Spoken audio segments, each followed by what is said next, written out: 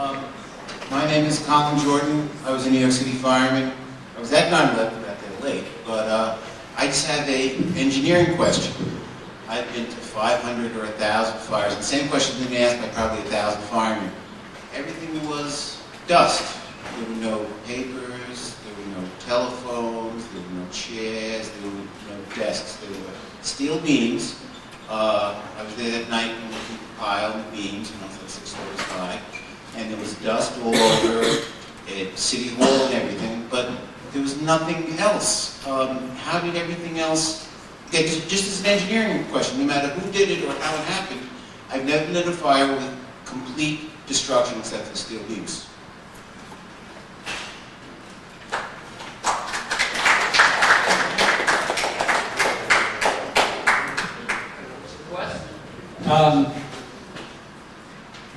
You know, I've really never thought about that, but when you take, the only thing I can think of is when you take a building like that, it's that many feet high, and you reduce it to one that's what, a few floors high. Possibly all the wooden desks and everything else would just pulverize the ground. If you look at dust, you might find all kinds of wood splinters and you know, small bits of paper and things like that.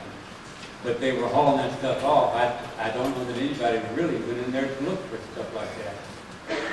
Firemen I know, they would take everything out in 5-gallon buckets, and it was all dust. And I heard many times we walked in the file and said, not a phone, not a desk, not a chair.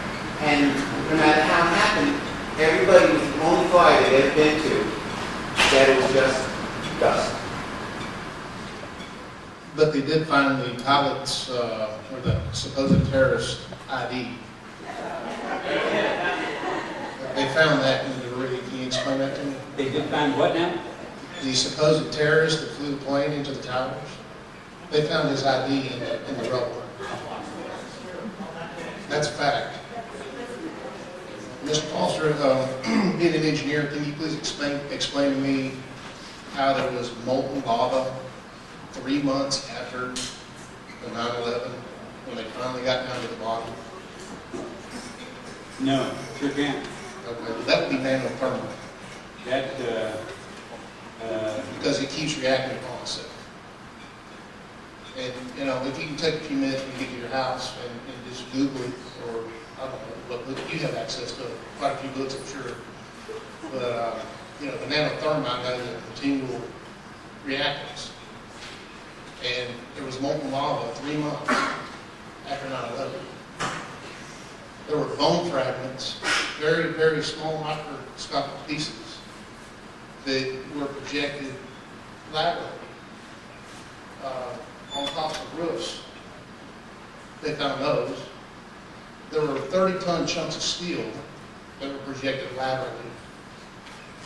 I'd like that explanation as well. I mean, so when it was pancaking, as you say, it just spurted out a 30-ton chunk of steel.